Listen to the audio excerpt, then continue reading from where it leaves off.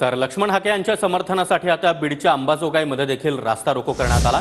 अंबाजोगाईमध्ये OBC आंदोलकांकडून tyre पेटवून रास्ता रोको आंदोलन करण्यात आलंय।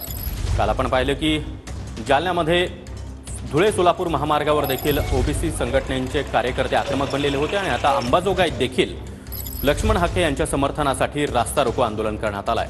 रस्त्यावर टायर पेटवून देत वाहतूक रोखण्याचा प्रयत्न करण्यात आलाय।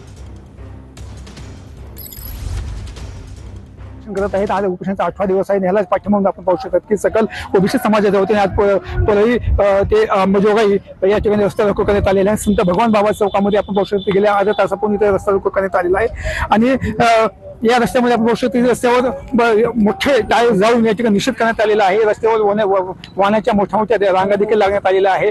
कुठल्या अंश प्रकार घडून यासाठी पोलीस बंदोबस्त देण्यात आलेला आहे।